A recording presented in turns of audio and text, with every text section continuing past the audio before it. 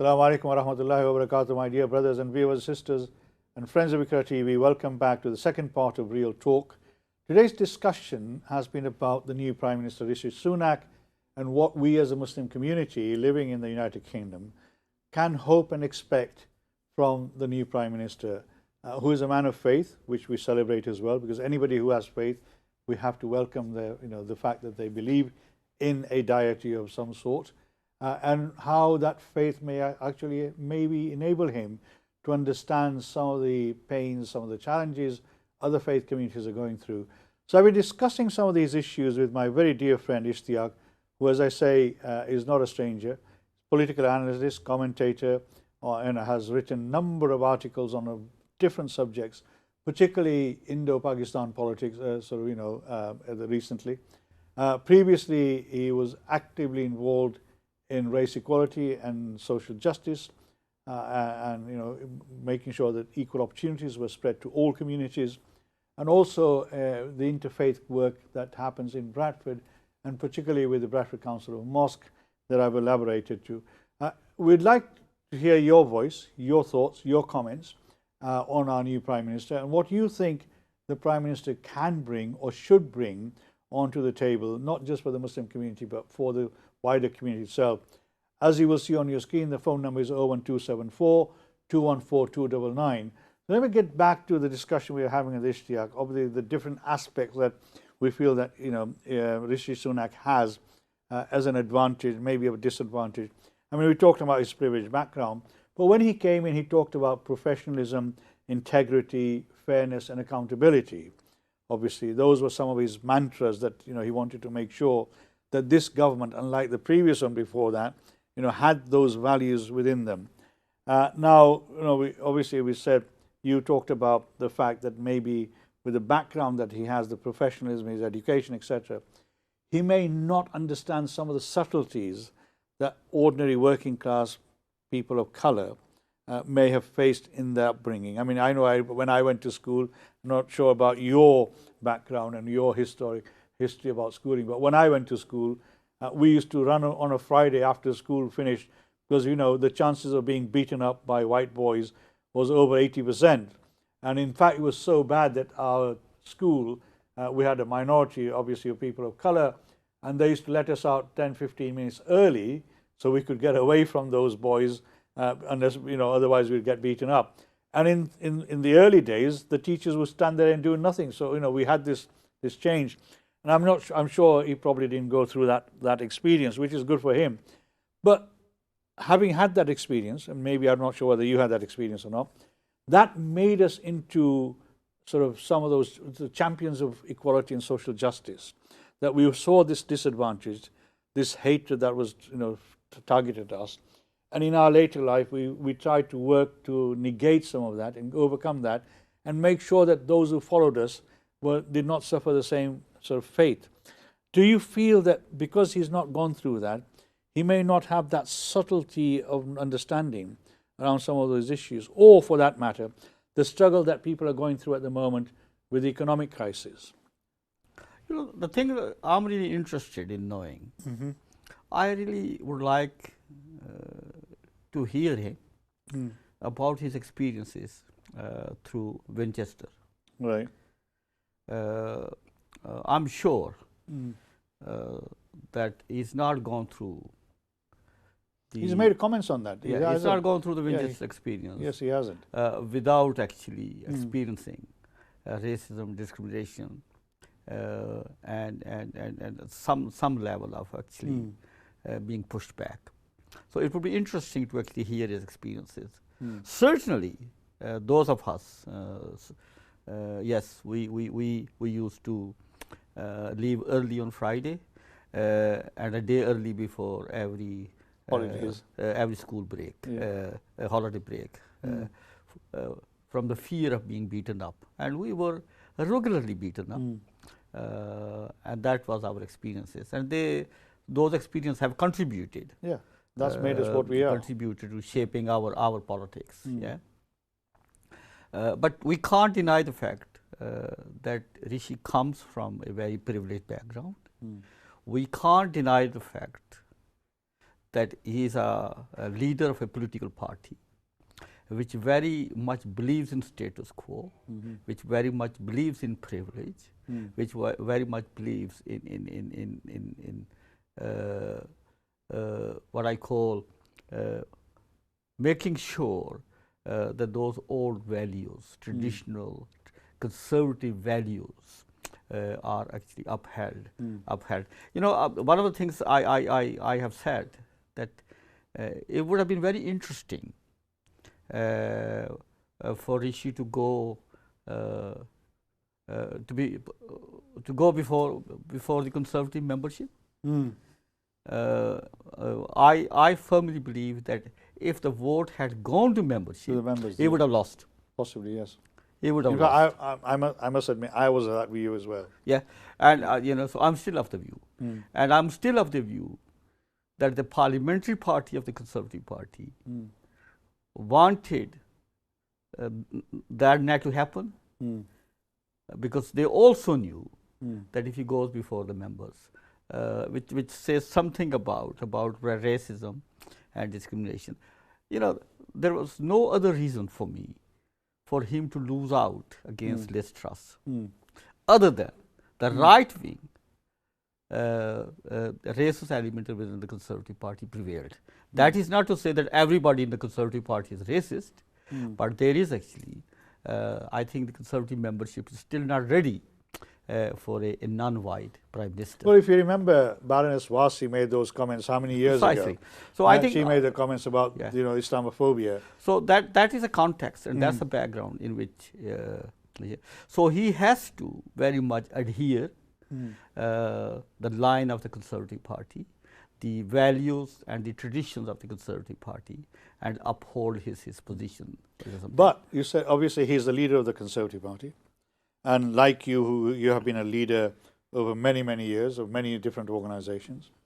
The leader can set a framework, you know, around the organization, or try and change the mindset of an organization.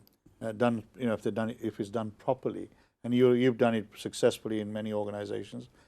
Do you feel that he will have that opportunity, you know, being a person of color, having had that, you know, the privileged background, however, that he may be able to try and reflect or reset some of that? Or do you think that the demographic of the Conservative Party, it will be a big challenge for him? On the long term,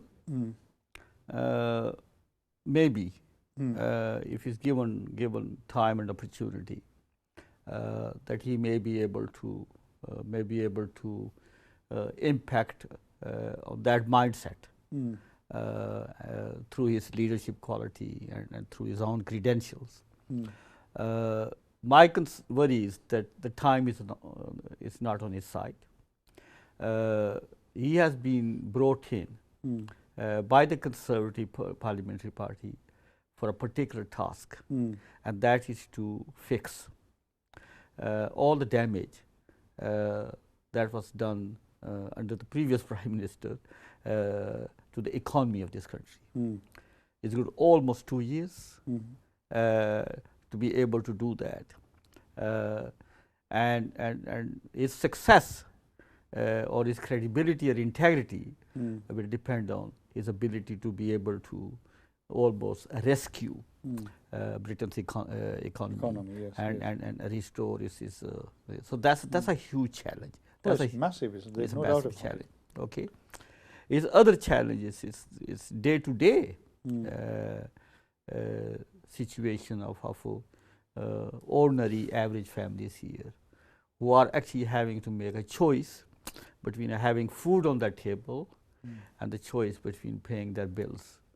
You know, the poverty is already a reality and has been reality for majority of whites, non-whites, and certainly poverty is a major issue for Black and Asian communities. Oh, definitely, yeah.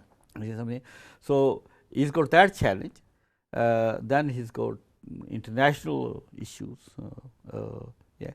So you know, it's a huge agenda. Yeah. What I call on home front as well as on international front. So At least got 2 years. At least got 2 You've years. got 2 years. Can Yeah, I just say, so- I mean, obviously, we've seen the exponential rise of Islamophobia over the last few years. Both you and I have witnessed it, and the evidence is there because in the Home Office figures themselves tell us that Islamophobia is a growing concern in this country. In fact, 2 weeks ago, when I had the Police and Crime Commissioner and the most senior the country's most senior hate crime coordinator on my program, they both acknowledged that we've seen this real rise of attacks on Islamophobia as well.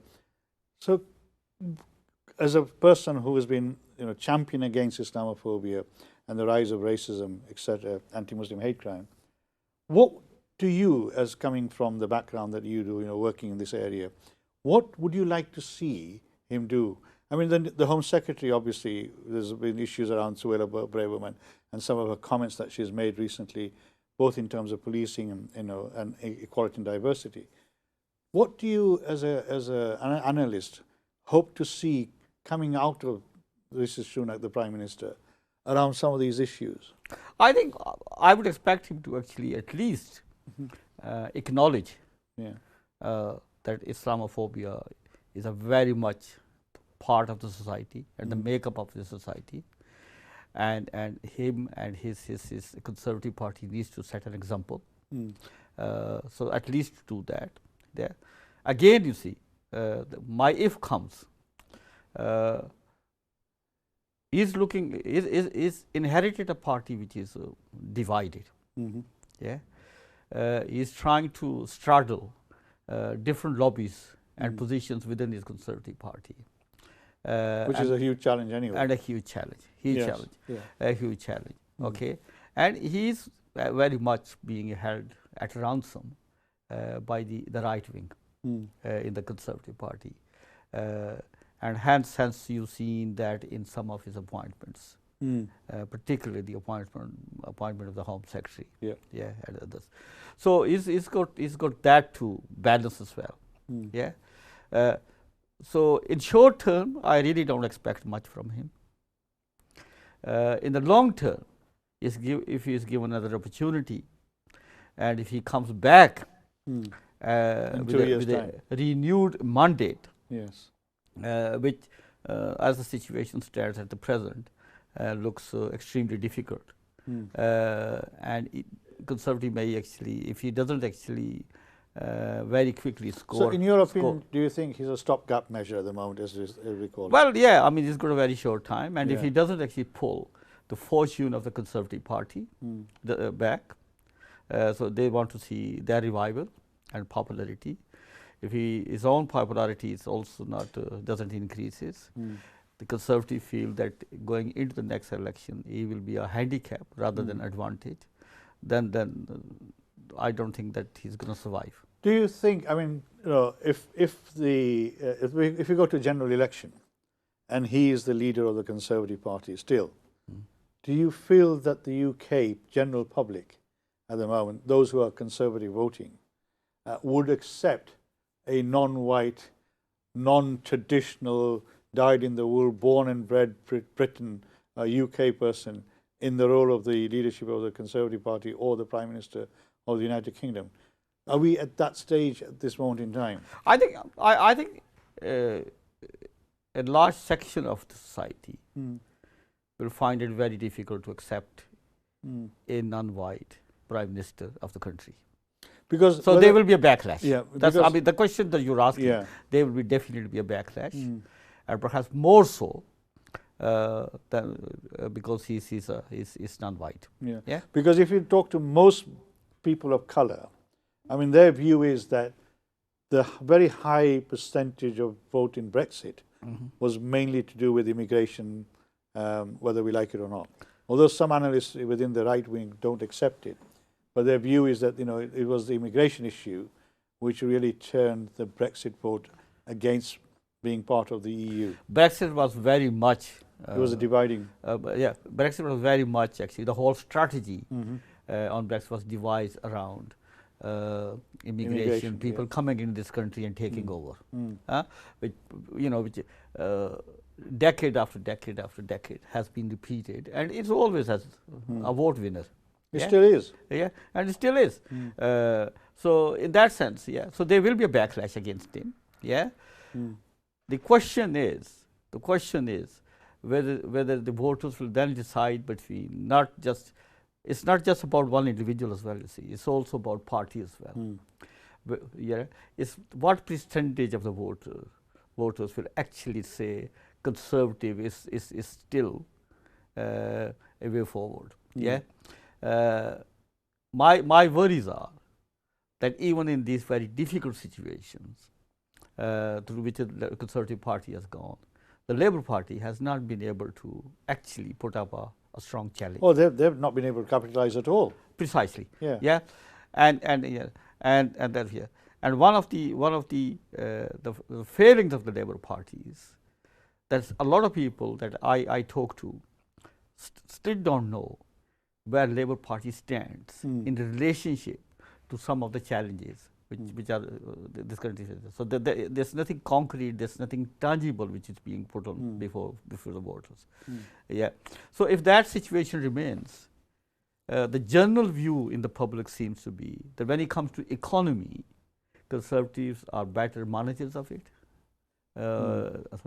So if the economy remains a principal and major issue, then the Conservatives may actually recapture or claw back that popularity, and then people may say, okay, we're voting Conservative as rather than actually an individual, because here the party politics does mean that people actually vote for the party. I think what you've just said was borne out with the Brexit vote, because a lot of people voted for Boris Johnson because of his dynamism, or otherwise, as you call his personality, and the fact that, as you said, a lot of that was two particular issues that Boris really promoted, and that was one was immigration, and the other one is £350 million a day coming back to the United Kingdom, and a lot of people fell for that misinformation, in my view, that was perpetrated at that time.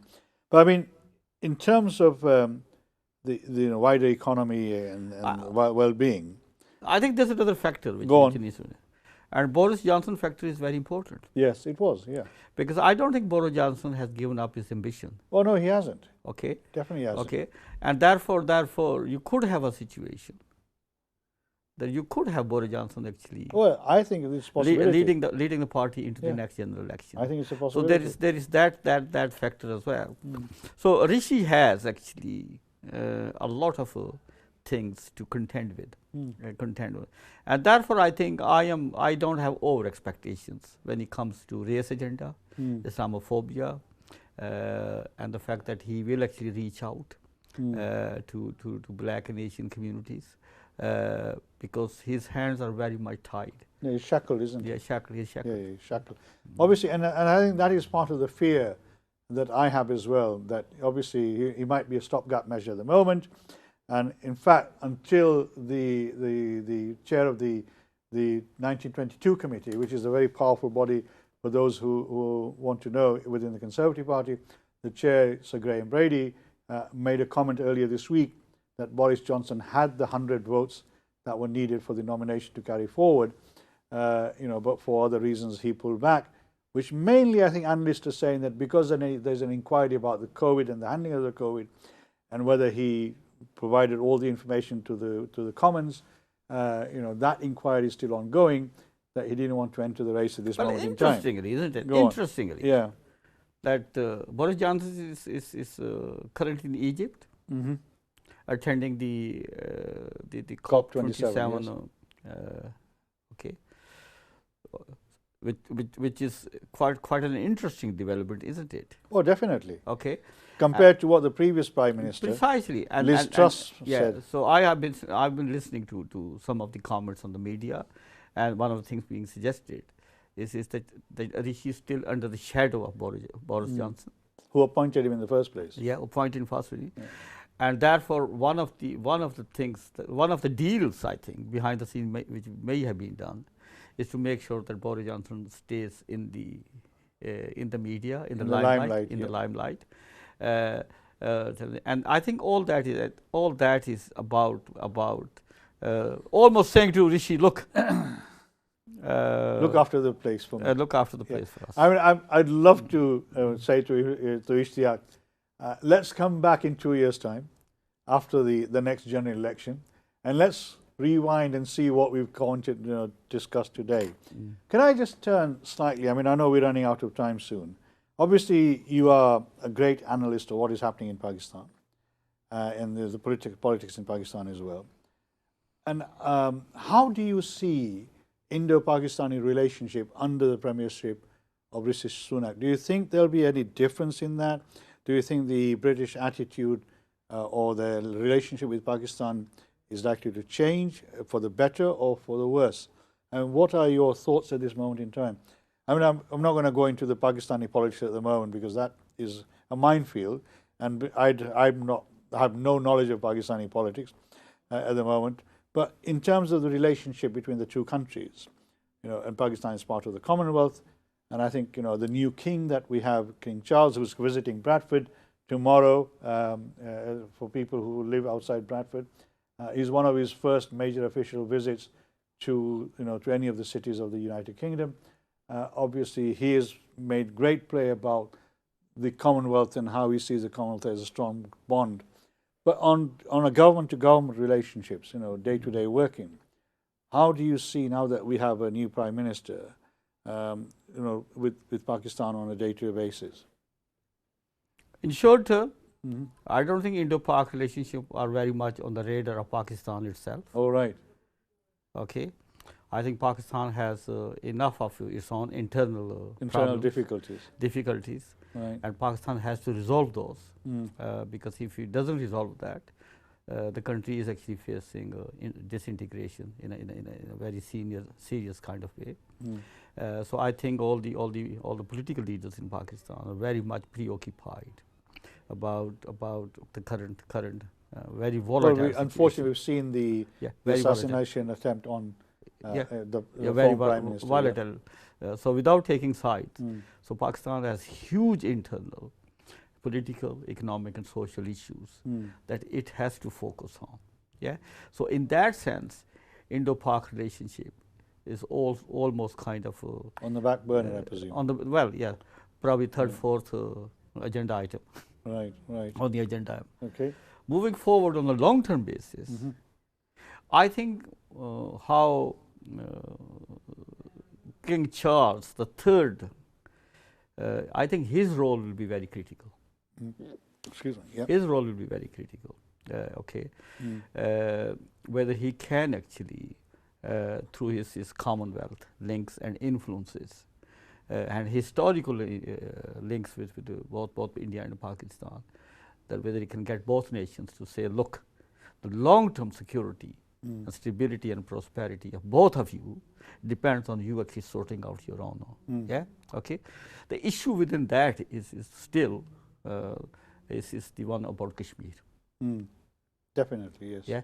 Kashmir issue has to be resolved before even we can hope that any normalization of relations with India and Pakistan can take place. Yeah.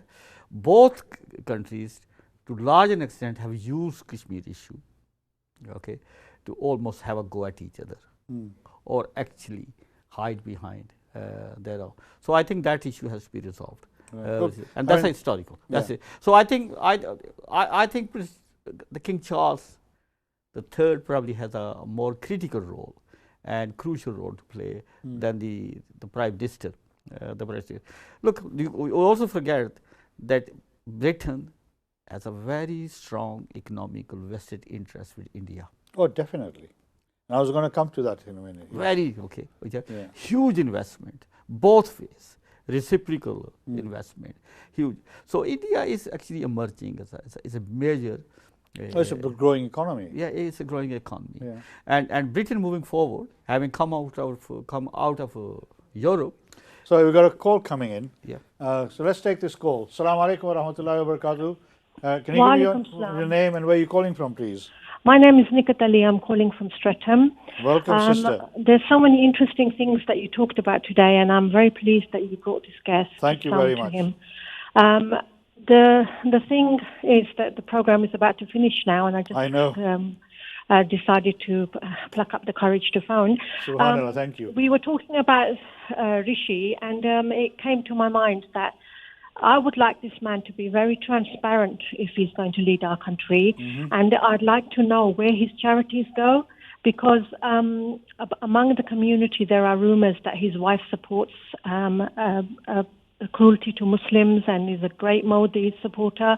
And anyway, because that's his wife and he's linked, I would like to know where his loyalties lie and how he feels about Kashmir and the situation between Muslims and Hindus and the hatred that exists in India as well, what's happening.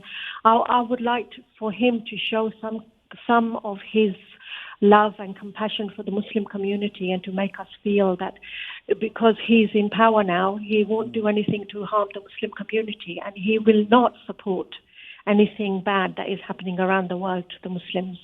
Thank you very much, I'd sister. like to know what other people think about this too. Thank you very much, sister. I agree with you. You've raised a very, very important point. We've not been able to touch it on this at the moment. For those who follow the situation in India at the moment, the Muslim community in India is under siege from the right-wing Hindu movement. And we've seen some of that transfer over into this country with the disturbances in Leicester that took place a few weeks ago. If you watched my program a few weeks ago, we had the Muslim Federation representative of Leicester on my program to talk about why is it after 60, 70 years of communities living together in peace and harmony, suddenly this exploded in the city over there. But that's a separate issue. I agree, this is something I never thought of. There's huge issues taking place in India at the moment, and we know that the extreme right wing, which is emboldened by with allegations that the Prime Minister gives them the oxygen to do that. What do you think about this position where there's lots of rumors going out about his connections with Mr. Modi and his government, which is extreme right wing, anti-Muslim over there. Do you think he might be able to talk to the Prime Minister of India and ask him why the Indian politics is very anti-Muslim, and what can he as a leader of the United Kingdom do to try and influence that politics over there? I think it's a very important role because I think Modi and India has a vested interest to listen to the Prime Minister of Britain. Because the economic partnership is very strong as well. Absolutely. And the Prime Minister of Britain has a vested interest to make sure that he takes up the issues around the treatment of Muslims and the growth of right-wing extremist politics in India. So I hope that he actually he has the courage and he has the political backing to be able to do that. The fact remains is that India has under Modi become very much extreme right-wing. Oh, definitely. We know that. Okay, and that's happening.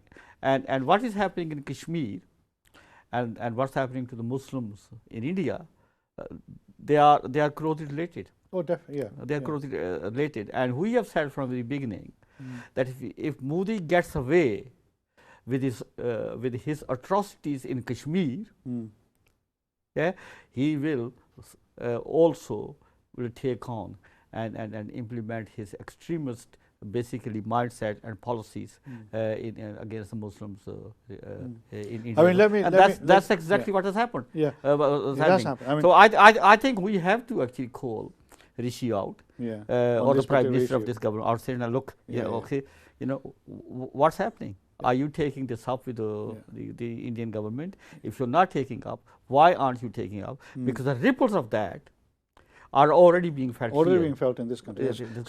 Let me say, Sister Nigat Ali, thank you very much for raising a very, very important issue.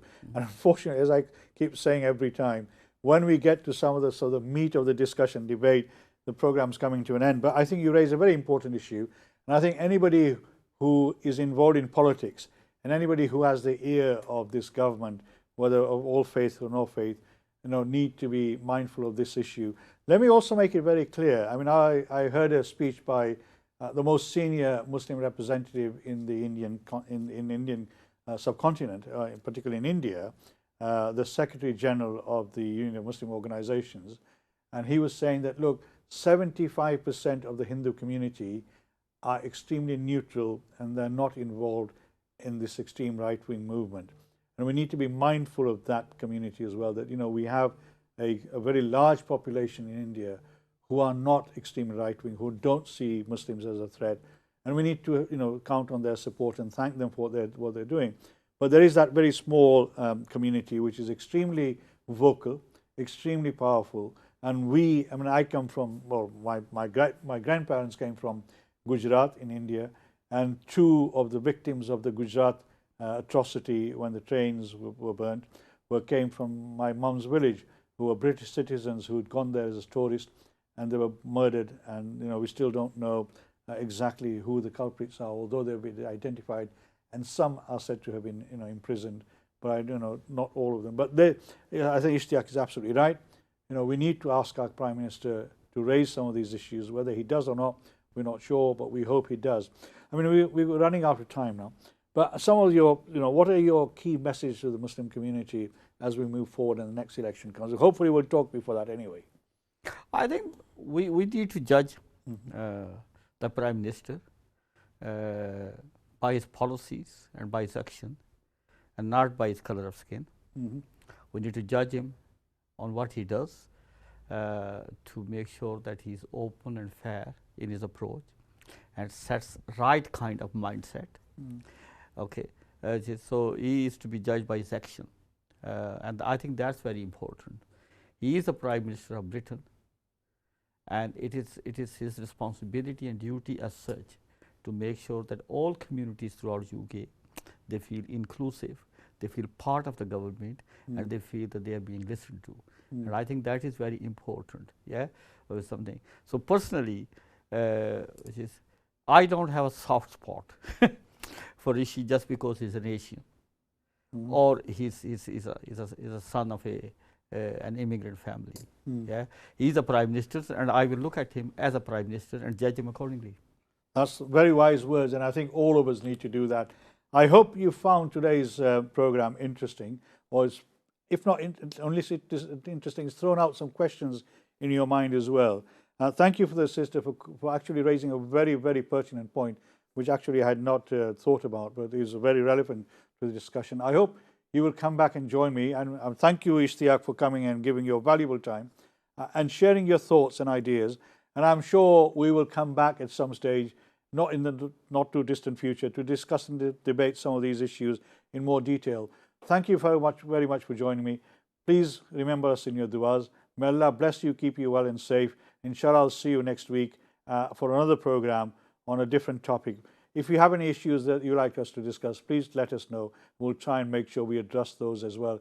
Take care. Assalamu alaikum wa rahmatullahi wa barakatuh. May Allah be with you.